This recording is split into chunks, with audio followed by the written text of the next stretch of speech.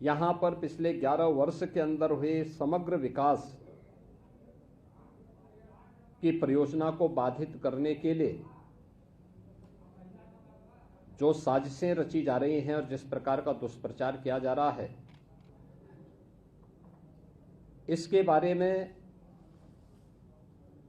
सही तथ्य जनता जनार्दन के सामने आ सकें आप सबके माध्यम से, इसलिए मुझे आज यहाँ पर आना पड़ा है।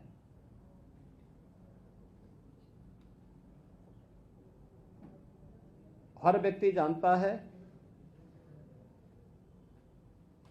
काशी अविनाशी है। काशी के प्रति हर सनातन धर्मावलंबी और हर भारतवासी अपार श्रद्धा का भाव रखता है।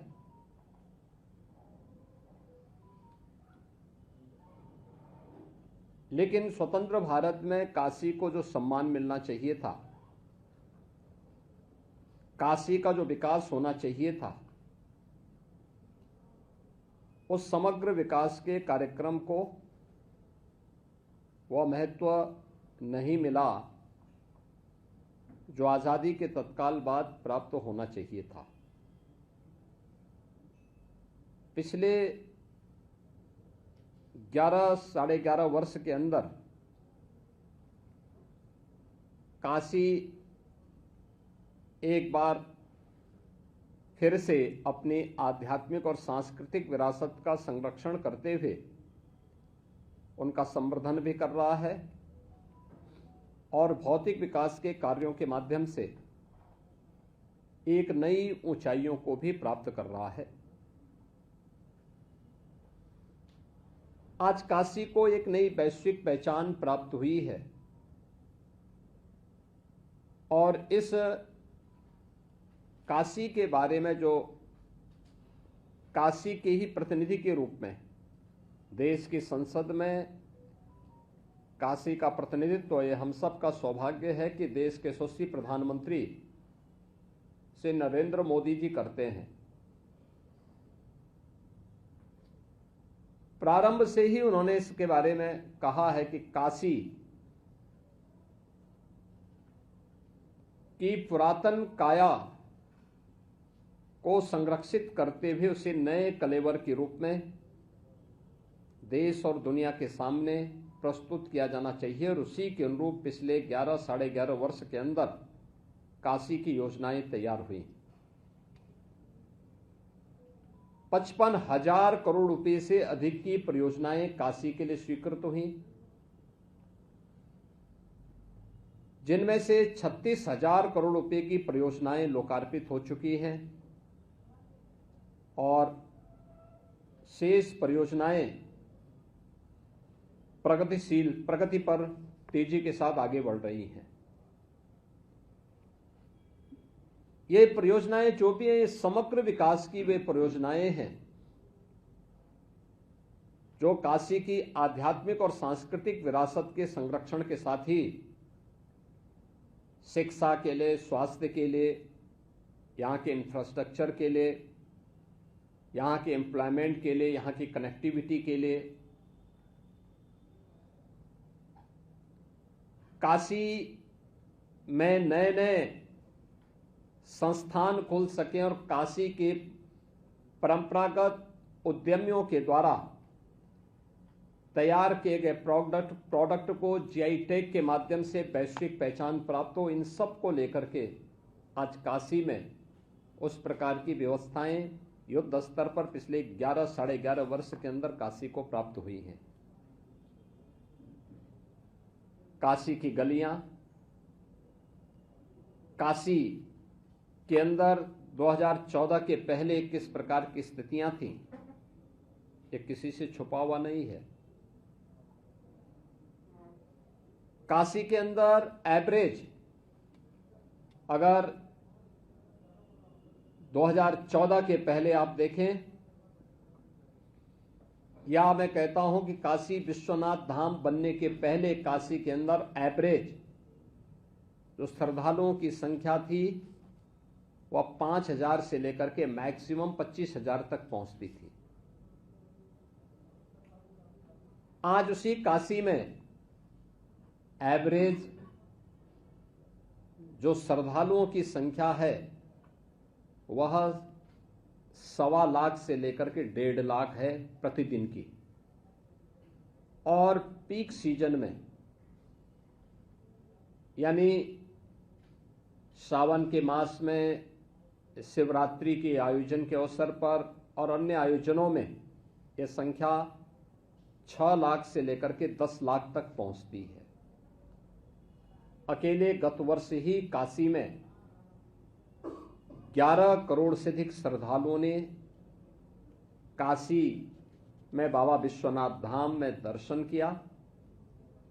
काशी के समग्र विकास को उन्होंने देखा और काशी के अंदर चल रही इन विकास की योजनाओं में अपना योगदान भी किया। पिछले यानी काशी विश्वनाथ धाम बनने के बाद से लेकर के अब तक अकेले काशी ने देश की जीडीपी में 1.3 लाख करोड़ रुपए का योगदान किया है। यहां रोजगार के नए अवसर सुलभ हुए हैं, क्या गाइड के रूप में, क्या पुरोहित्य कर्म के रूप में, क्या व्यापार के रूप में फूल पत्ती और प्रसाद बेचने के साथ ही रेस्टोरेंट, होटल, नाविकों के रोजगार, टैक्सी और अन्य सभी कार्यों के लिए भी ये समग्र विकास के वे सभी आयाम हैं। आज काशी की सभी सड़कें 4 लेन से जुड़ी हैं। काशी के अंदर अब यातायात घंटों जाम का नहीं, एक स्मूथ यातायात बना है। आज काशी के लिए ट्रेन की नई नई सुविधाएं देश के अलग अलग कोने के लिए वंदे भारत से लेकर के अमृत भारत की ट्रेनें और अन्य तमाम प्रकार की सुविधाएं बढ़ी हैं। वायु कनेक्टिविटी बढ़ी है और इनलैंड वाटरवे की सुविधा देश के अंदर पहला कोई बना है तो वाराणसी से हल्दिया के बीच में ही प्रारंभ हुआ। देश का पहले रोपवे ट्रैफिक की व्यवस्था वाराणसी के अंदर युद्ध स्तर पर उस पर कार्य भी चल रहा है। काशी में काशी विश्वनाथ धाम के साथ ही यहां के आध्यात्मिक विरासत से जुड़े हुए, यहां की सांस्कृतिक विरासत से जुड़े हुए सभी स्थलों के लिए उनके आध्यात्मिक और सांस्कृतिक संरक्षण उनका करते हुए उन्हें नए कलेवर के रूप में प्रस्तुत करने का कार्य भी पिछले 11 वर्ष के अंदर काशी में हुआ। काशी की पहचान बाबा विश्वनाथ मंदिर से, यहां के पवित्र मंदिरों से और मां गंगा से है। 2014 के पहले गंगा जल काशी के अंदर आचमन तो दूर, स्नान करने लायक नहीं था। आज काशी के अंदर गंगा जल कोई भी आता अभिभूत होता है। आज आचमन भी कर सकते हैं, स्नान भी कर सकते हैं। काशी की पहचान काशी के घाट है और हर व्यक्ति कह सकता है इन घाटों की दुर्गति 2014 के पहले कैसी थी। आज वे घाट हर एक भारतीय को अपनी ओर आकर्षित करता है। अपनी पुरातनता के साथ साथ आधुनिक कलेवर के रूप में स्वच्छ और सुंदर दिखाई देते हैं और देश का सबसे बड़ा घाट नमो घाट आज काशी के अंदर, काशी के साथ साथ पूरे देश को जोड़ने का एक माध्यम बना है। काशी तमिल संगमम के आयोजन जिस भव्यता के साथ नवो घाट पे आयोजित होते हैं, अन्य तमाम प्रकार के कार्यक्रम होते हैं, हजारों की संख्या में काशी वासी, पूर्वांचल वासी और देश के कोने कोने से आने वाला श्रद्धालु जब वहां जाता है तो देखते देख ही बनता है। याद करिए 2014 के पहले बाबा विश्वनाथ धाम में मुश्किल 50 श्रद्धालु एक साथ दर्शन नहीं कर सकता था। आज काशी विश्वनाथ धाम में 50,000 श्रद्धालु एक साथ आ सकता है, कहीं कोई भय नहीं। हर व्यक्ति श्रद्धा आराम से दर्शन करता है, बाबा का अभिषेक करता है, गंगा जल से बाबा विश्वनाथ का अभिषेक कर सकता है। ये सुविधा आज काशी में हर श्रद्धालु के लिए बिना भेदभाव के उपलब्ध हुई है। यानी ये सभी कुछ पिछले 11 वर्ष के अंदर काशी के अंदर देखने को मिले हैं। शिक्षा के नए नए केंद्र काशी के अंदर खुले हैं। आज काशी में स्वास्थ्य के नए नए केंद्र खुले हैं। सुपर स्पेशलिटी ब्लॉक काशी में बीएचयू के अंदर तैयार हुआ है। कैंसर के अत्याधुनिक ट्रीटमेंट की सुविधा आज काशी में प्राप्त हो रही है। बीएचयू नई सुविधाएं मिली हैं। निफ्ट की नई सुविधा यहां के नौजवानों के लिए रोजगार के नए अवसर उपलब्ध करवाता है। अन्य तमाम सुविधाएं स्वास्थ्य के लिए हो, शिक्षा के लिए हो, इन सभी के साथ जिस तेजी के साथ आज काशी आगे बढ़ा है, ये सचमुच वह अपनत्व जो प्रधानमंत्री जी अक्सर अपने भाषण के हिस्सा बनाते हैं कि मेरी काशी, और मेरी काशी में आज उस प्रकार की सभी सुविधाएं प्राप्त हो रही हैं। लेकिन कुछ लोग हैं जो काशी की इस विरासत को सदैव बदनाम करते हैं, उसे अपमानित करते हैं। मुझे याद है जब काशी विश्वनाथ धाम का निर्माण हो रहा था, तब भी कुछ लोगों ने साजिशें रची थी और लगातार वे साजिश रचते रहे। 2019 में काम जब प्रारंभ हुआ तब से लेकर के और 2023 तक लगातार, 2021 तक लगातार उनके द्वारा साजिशें होती रही, लगातार साजिशें होती रही। यानी उन्होंने वह भी कृत्य किए थे कि किसी वर्कशॉप में जहां मूर्तियां बनती हैं वहां टूटे हुए मूर्ति के अवशेषों को ला करके एक जगह इकट्ठा करके फिर सोशल मीडिया प्लेटफॉर्म के माध्यम से उसको वायरल करके बदनाम करने का काम हुआ था। याद करिए, काशी विश्वनाथ धाम बनने के बाद यह कहना कि मंदिर तोड़े गए सरासर गलत है। इससे ज्यादा सफेद झूठ कोई नहीं हो सकता।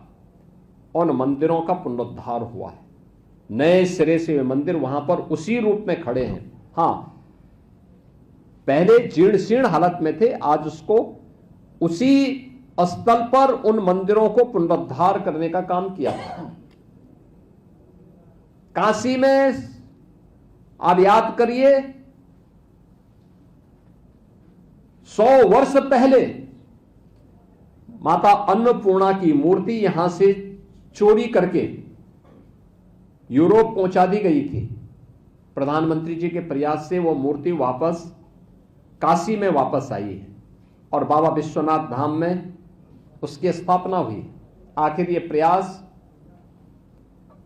1947 से लेकर के लगातार कांग्रेस की सरकारें 14 तक कमोवेश ज्यादा समय थी, क्यों नहीं उन्होंने इस दौरान ये प्रयास किए? क्योंकि उन्हें भारत की विरासत के प्रति सम्मान का भाव नहीं था। वैसे ही सम्मान का भाव नहीं था, वैसे ही उनको इन सब कार्यों से एक प्रकार से इस विरासत के प्रति सम्मान से उन्हें परहेज था। तुष्टीकरण की राह के माध्यम से भारत की आस्था को अपमानित करने वाली कांग्रेस कभी भी भारत की विरासत का सम्मान नहीं कर सकती, और उन्होंने यही किया। वे लगातार अपमानित करते थे। उन्होंने कोई प्रयास नहीं किया माता अन्नपूर्णा की मूर्ति को वापस लाने का, कभी नहीं प्रयास किया। हां, जब द्वादश ज्योतिर्लिंग में प्रथम ज्योतिर्लिंग भगवान सोमनाथ के मंदिर के पुनरुद्धार के कार्यक्रम को लौह पुरुष सरदार वल्लभ भाई पटेल ने आगे बढ़ाने का संकल्प लिया था, तत्कालीन कांग्रेस प्रमुख के रूप में, देश के प्रधानमंत्री के रूप में पंडित जवाहरलाल नेहरू ने इसका विरोध किया था। उन्होंने देश के राष्ट्रपति को भी इस समारोह में, प्राण प्रतिष्ठा समारोह में जाने से रोकने के लिए पत्र लिखा था। यानी भारत के विरासत का अपमान कांग्रेस कर रही है, यह उसका उदाहरण है। कांग्रेस ने हमेशा यह कार्य किया, क्योंकि उच्चतम न्यायालय में कांग्रेस नेतृत्व की यूपीए की गवर्नमेंट ने सुप्रीम कोर्ट में तक एफिडेविट दाखिल किया था। उन्होंने राम की विरासत के प्रति, कृष्ण की विरासत के प्रति किस प्रकार की टिप्पणी और किस प्रकार के एफिडेविट सुप्रीम कोर्ट में दाखिल किए थे, यह भी किसी से छुपा हुआ नहीं है। काशी विश्वनाथ धाम, यह काशी को एक नई वैश्विक पहचान दिलाने और इसके माध्यम से आने वाले श्रद्धालुओं को सुविधा प्राप्त हो सके, यह तो हुआ ही, लेकिन कृतज्ञता ज्ञापित करने का भी एक माध्यम बना। याद करिए, औरंगजेब के द्वारा तोड़े गए बाबा विश्वनाथ मंदिर का पुनरुद्धार करने का काम सबसे पहले यहां पर लोकमाता अहिल्याबाई होलकर ने किया था, और लोकमाता अहिल्याबाई होलकर को कांग्रेस ने कभी सम्मान नहीं दिया। लोकमाता अहिल्याबाई होलकर और आदि शंकराचार्य की प्रतिमा को काशी विश्वनाथ धाम में महत्व मिले, ये प्रधानमंत्री मोदी जी के कारण संभव हो पाया है। आज जो लोग काशी के इस समग्र विकास के कार्यक्रम को आगे बढ़ाने के लिए नमामि गंगे के माध्यम से गंगा की निर्मलता और अविरलता को बनाए रखने के लिए प्रधानमंत्री मोदी जी के द्वारा किए गए प्रयास को विभिन्न प्रकार की साजिशें करके उनमें अवरोध पैदा करने का काम कर रहे हैं। पिछले 3-4 दिनों से उनके द्वारा सोशल मीडिया प्लेटफॉर्म के माध्यम से तमाम प्रकार के अनलगल और झूठी तस्वीरें प्रस्तुत करके जनता जनार्दन को गुमराह करने का काम किया जा रहा है। ये वे लोग हैं जिन लोगों ने विरासत का सम्मान कभी नहीं किया, अपने समय में विकास के कार्यों को आगे नहीं बढ़ाया, लेकिन अपनी शरारत से इन विरासत को बदनाम करने और विकास के कार्यों में बाधा पैदा करने से ये लोग बाज नहीं आ रहे हैं और अनलगल प्रलाप करते हैं, अनलगल प्रलाप करते हैं, नाविकों के बारे में टिप्पणी करते हैं। काशी में याद करिए 14 के पहले यहां के नाविक डीजल या केरोसिन से अपने स्टीमर का संचालन करते थे। आज सीएनजी और अत्याधुनिक सुविधा उनके पास आ चुकी है। पहले की तुलना में उनकी आमदनी कई गुना बढ़ी है। आज आकर्षण का केंद्र काशी के घाट बने हुए हैं। हजारों लोगों की आजीविका का यह माध्यम बना है। इन सब से ध्यान हटाने के लिए, क्योंकि काशी में जब भी कोई नया कार्य प्रारंभ होता है, इनके द्वारा कोई ना कोई नकारात्मक टिप्पणी और नेगेटिविटी पैदा करने के प्रयास होते हैं। और यही काशी की अगर हम बात करते हैं, प्राचीन काल से ही काशी के अंदर, काशी आध्यात्मिक परंपरा के साथ ही अगर आप काशी के अंदर जब कोई संकल्प के साथ जुड़ते हैं बाबा विश्वनाथ धाम में आप पूजा अर्चना करते हैं तो वहां पे जो हमारा संकल्प भी होता है, महाशमशाने की ही चर्चा होती है।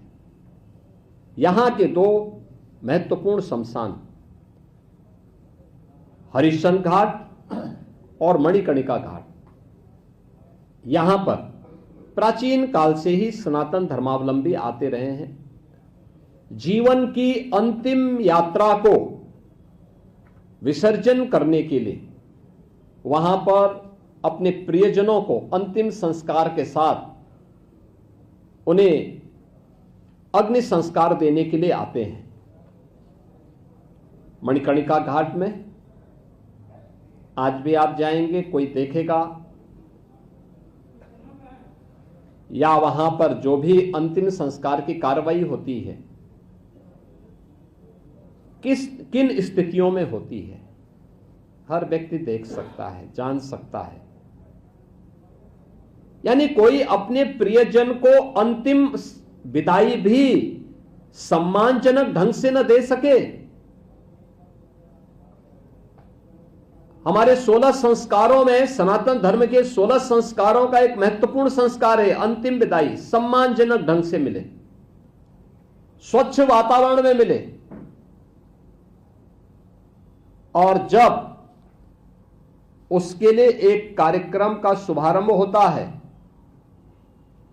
वह भी सरकारी पैसे से नहीं, CSR के धन से, आदरणीय प्रधानमंत्री जी की प्रेरणा से, काशी के साथ साथ पूर्वी उत्तर प्रदेश और बिहार के लोगों को जो सनातन धर्म का एक महत्वपूर्ण संस्कार है, उस अंतिम संस्कार के कार्यक्रम को भी सम्मानजनक ढंग से किसी प्रियजन को उपलब्ध करवाने के लिए, उस प्रकार के इंफ्रास्ट्रक्चर को विकसित करने के लिए प्रेरित किया जाता है, कार्य आगे बढ़ता है। इनके द्वारा फिर वही प्रलाप प्रारंभ हो गया, बदनाम करने की साजिश वही प्रारंभ हुई है। यानी वर्तमान में जो चीजें वहां पर चल रही हैं, ये सभी चीजें वहां पर आप सबसे किसी से छुपी भी नहीं है। यहां पे आपको मैं इसके बारे में अवश्य बताना चाहूंगा कि सरकार इस बात को लेकर के एक तो पूरी तरह प्रतिबद्ध है कि इन घाटों में जहां भी अंतिम संस्कार के कार्यक्रम होते हैं, जो भी धार्मिक संस्कार हैं, उन धार्मिक संस्कारों में बिना किसी हस्तक्षेप के ये सभी कार्यक्रम सकुशल संपन्न हो सके, सरकार उसको फैसिलिटेट करने के लिए उन संस्थाओं को सहयोग कर रही है जो इसमें सनातन धर्म के इस महत्वपूर्ण संस्कार को वहां पे संपन्न करने के लिए योगदान देंगे। और इसके लिए उनकी अनुष्ठान की पवित्रता को, उसकी निरंतरता को और उसकी गरिमा को बनाए रखने के लिए सरकार पूरी तरह प्रतिबद्ध है और उसके लिए कार्य प्रारंभ हुआ है। और इसी दिशा मणिकर्णिका घाट में भी जो वर्तमान में कार्य चल रहे हैं, उनमें श्रद्धालु और शोकाकुल परिवारजनों की सुरक्षा को ध्यान में रखते हुए, क्योंकि आप जानते हैं बरसात के दौरान नीचे पूरा गंगा जी का जल आ चुका होता है और बहुत कठिन होता है लोगों को गलियों में जहां तहां अंतिम संस्कार के कार्यक्रम को संपन्न करना होता है। और उसके कारण कितनी समस्याएं खड़ी होती हैं। परिवार के लोगों के सामने संकट, शोकाकुल परिजन अलग से दुखी होते हैं और दूसरी तरफ दुर्व्यवस्था का शिकार होते हैं। अधजला शव पाया जाता है और फिर क्या बीतती होगी लोगों के सामने। बरसात जब पानी भरा हो, शव आधा जला हो, कोई अन्य जीव उसे नोच रहा हो, उस परिवार के सामने किस प्रकार की स्थिति पैदा होती होगी। इन सब से लोगों को सुविधा प्रदान करने के लिए अच्छा वातावरण, स्वच्छ वातावरण मिल सके, अंतिम विदाई भी सम्मानजनक और गरिमापूर्ण तरीके से दी जा सके, इसके लिए ये कार्यक्रम बन रहे हैं और इसके लिए ये कार्यक्रम वर्तमान में चल रहा है। इसके साथ ही गंगा जी का जो इंफ्रास्ट्रक्चर है उसको और सुदृढ़ किया जा सके, इसके लिए घाटों का संरक्षण एक लंबे समय तक हो सके और दाह संस्कार की प्रक्रिया में किसी भी प्रकार की उस धार्मिक संस्कार के कार्यक्रम में कोई हस्तक्षेप न हो, निर्विघ्न सभी कार्यक्रम संपन्न हो सके, इन चीजों को ध्यान में रख करके सभी कार्यक्रम वर्तमान में वहां पर चल रहे हैं, जिसमें मणिकर्णिका घाट से प्रवाहित होने वाले 100 दार राख में, क्योंकि ये राख केवल राख नहीं है, इसमें carbon dioxide, calcium, phosphate, nitrogen oxide जैसे तत्व होते हैं जो गंगा जल के बीओडी को और सीओडी, नाइट्रेट, फ्लोराइड, इन सब के स्तर को बढ़ाता है। यह कोई परंपरा पर आरोप नहीं है, यह एक वैज्ञानिक वास्तविकता है। और कई परिवार, जो मैंने कहा ना, लकड़ी का जो खर्च है वह वहन नहीं कर पाते, अजली चिताएं, और कभी कभी पूरा जो शव है उसको ही जो है नदी में प्रभावित करने के लिए मजबूर हो जाते हैं। ये स्थिति आप अपनी आंखों से, कोई भी व्यक्ति वहां पे जाके देख सकता है, ये होता रहा है। इसके साथ ही यह भी व्यवस्था की गई है कि डोम समुदाय हजारों वर्षों से इस कार्यक्रम को, वहां पर इस संस्कार के कार्यक्रम को, अंतिम संस्कार के कार्यक्रम का वाहक है और उनके द्वारा हजारों वर्षों से सम्मानजनक ढंग से इन कार्यक्रमों को आगे बढ़ाने का काम भी किया जाता है।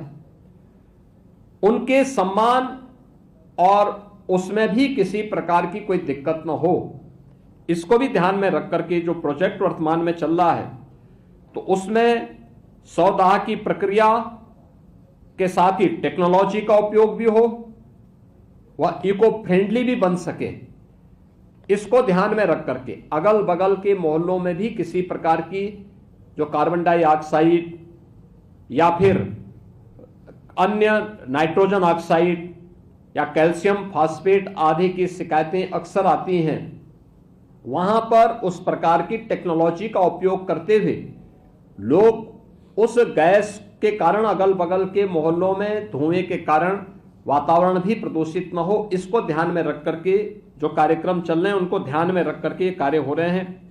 खुले और कवर्ड दाह संस्कार क्षेत्र वहां पे अलग अलग बनाए जा रहे हैं, यानी 18 प्लेटफॉर्म नीचे और 19 प्लेटफॉर्म ऊपर बनाने के कार्यक्रम फर्स्ट फ्लोर में। बरसात के समय में गलियों में नहीं बल्कि ऊपर के प्लेटफॉर्म में गंगा जी का जल जहां तक आता है उससे भी ऊपर एक प्लेटफॉर्म, यानी मैक्सिमम फ्लड लेवल जो होता है उससे ऊपर भी प्लेटफॉर्म बनेगा और उसके ऊपर ये कार्यक्रम बनेंगे।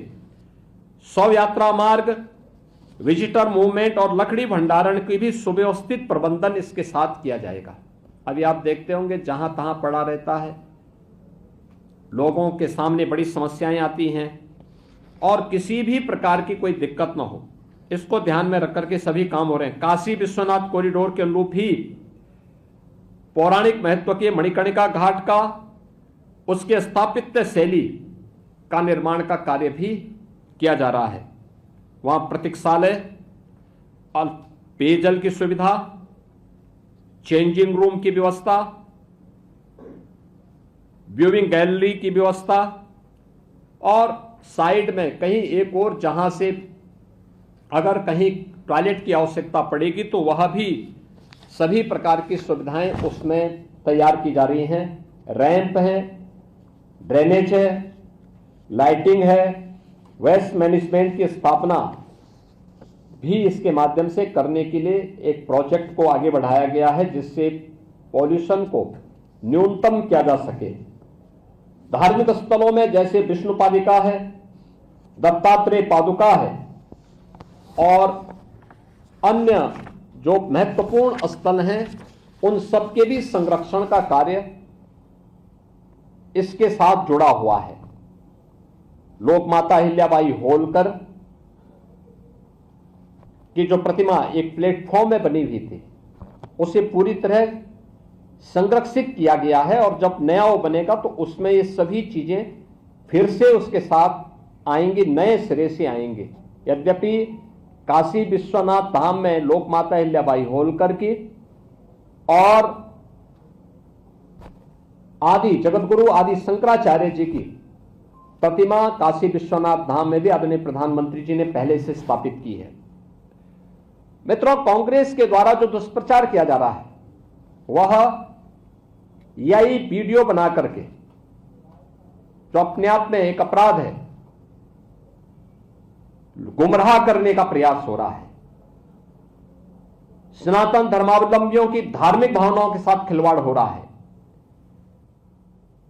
इनके द्वारा एआई जनरेटेड वीडियो बना करके मंदिर को तोड़ने का दुष्प्रचार फैलाया जा रहा है, जबकि हर व्यक्ति जानता है कि मणिकर्णिका में जो मंदिर हैं वे वहां पर वैसे मौजूद हैं, वे सभी इस प्रोजेक्ट के संरक्षण के पार्ट बनेंगे, क्योंकि घाट इसके बाद बनने हैं, इसलिए वे सभी मंदिर इससे संरक्षित होंगे। लेकिन इनके द्वारा लगातार जन भावनाओं के साथ खिलवाड़ करने के प्रयास किए जा रहे हैं और उन्होंने तमाम प्रकार से दुष्प्रचार करके इस प्रोजेक्ट को उनके द्वारा हर प्रकार से बदनाम और अपमानित करने का काम भी यहां पर किया जा रहा है। इसके साथ ही इनके द्वारा जो तमाम अन्य प्रकार के कार्य हो रहे हैं, यह जो दुष्प्रचार के कार्य हो रहे हैं, वह आवश्यक था कि काशी के विकास के बैरियर या काशी और देश के विरासत को अपमानित करने वाली कांग्रेस और उनके सहयोगियों या उनके ट्रेड्स जो भी इस प्रकार के लोग हैं, वे सभी इस बात को ध्यान में रखें कि यह उनके द्वारा जन भावनाओं के साथ खिलवाड़ करने का पाप हो रहा है और इस बात को कतई स्वीकार नहीं किया जा सकता है। विरासत का सम्मान कैसे होता है, यह हमें कांग्रेस से पूछने की आवश्यकता नहीं है। अयोध्या में श्री राम जन्मभूमि पर भगवान श्री राम का 500 वर्षों के बाद मंदिर निर्माण का कार्य और भगवान राम की भव्य मंदिर का निर्माण, काशी हो या अयोध्या, मां विंध्यवासिनी धाम हो या प्रयागराज, बौद्ध तीर्थ स्थल हो या फिर भारत की विरासत से जुड़े हुए वे सभी तीर्थ स्थल, ये सभी कार्य विरासत के संरक्षण और उसके सुंदरीकरण का कार्य प्रधानमंत्री मोदी जी के नेतृत्व में, उनके मार्गदर्शन में आज उत्तर प्रदेश के अंदर भी और देश के अंदर भी सकुशल संपन्न हो रहे हैं। कांग्रेस के द्वारा इस प्रकार की अनर्गल टिप्पणी करना, उसके नेताओं के इस प्रकार के बचकाने बयान और बचकानी हरकतों को देख करके हमें उन पर हंसी भी आती है और दया भी आती है। यानी इनका यह कृत्य वैसे ही है जैसे 100 चूहे खाकर बिल्ली हज करने चली, और यही स्थिति इन लोगों की है। जिन लोगों ने विरासत का सदैव अपमान किया, आज वे विकास के इन कार्यों को बाधा पैदा करने के लिए, और ये केवल मणिकर्णिका के नहीं, देखिए सच्चाई तो ये है कि ये लोग विकास की उस हर कार्यक्रम में बाधा पैदा करेंगे जो काशी हो या प्रदेश हो या देश के विकास से जुड़ी हुई हो और लोक कल्याण से जुड़ी हुई हो, आम जनमानस के जीवन में व्यापक परिवर्तनकारी हो। क्योंकि काशी में आने वाले इन सभी कार्यों के कारण जो लोगों को सुविधा बढ़ी है, देश आज यहां पर आ रहा है। मैंने बताया ना कि 14 के पहले 5,000 से लेकर के और मैक्सिमम 25,000 तक श्रद्धालु काशी में आते थे। आज एवरेज 1.25 लाख से 1.5 लाख प्रतिदिन का है और सीजन में यह संख्या 6 लाख से लेकर 10 लाख तक पहुंचती है। अकेले गत वर्ष काशी में 11 करोड़ श्रद्धालु अकेले काशी में दर्शन करने के लिए, बाबा विश्वनाथ धाम में दर्शन करने के लिए आया है। तो स्वाभाविक रूप से जो इसमें बैरियर थे, जो बाधक थे, वे कैसे इसको स्वीकार करेंगे? असली सच्चाई यह है कि मैदागिन से लेकर के बाबा विश्वनाथ धाम और गोदवलिया के बीच में एक बेहतरीन कनेक्टिविटी की दृष्टि से दाल मंडी के चल रहे कार्यक्रम को बाधित करने के लिए कांग्रेस के द्वारा इस प्रकार से एआई जनरेटेड वीडियो दिखा करके देश को गुमराह करने का प्रयास किया जा रहा है। याद करना, काशी विश्वनाथ धाम के समय भी इन्होंने इस प्रकार का दुष्प्रचार किया था और उस समय भी हम लोगों ने कहा था, मैंने जो बताया ना कि किसी वर्कशॉप में मूर्तियां जहां बनती हैं वहां से मूर्तियां तोड़ करके लोग ला करके इन्होंने वहां पर रखे थे और उसके माध्यम से बदनाम करने का प्रयास किया था।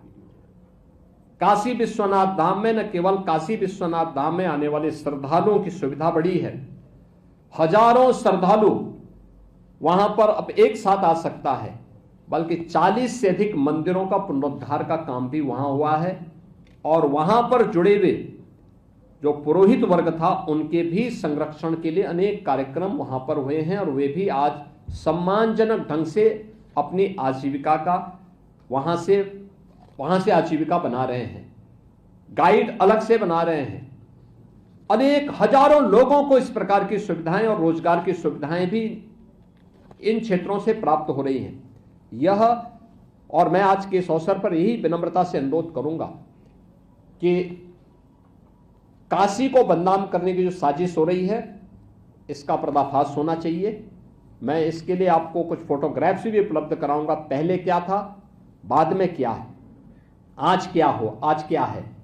मणिकर्णिका पहले क्या थी, आज क्या है, और आगे हम उसको कैसे इस सीएसआर फंड का उपयोग करते हुए कैसे उसके पुनरुद्धार के कार्यक्रम के साथ जोड़ा जा रहा है, जिससे किसी भी प्रियजन के अंतिम विदाई के समय सम्मानजनक ढंग से वहां पे साफ सुथरे वातावरण में मां गंगा के सानिध्य में उन्हें अंतिम संस्कार के कार्यक्रम के साथ जोड़ा जा सके।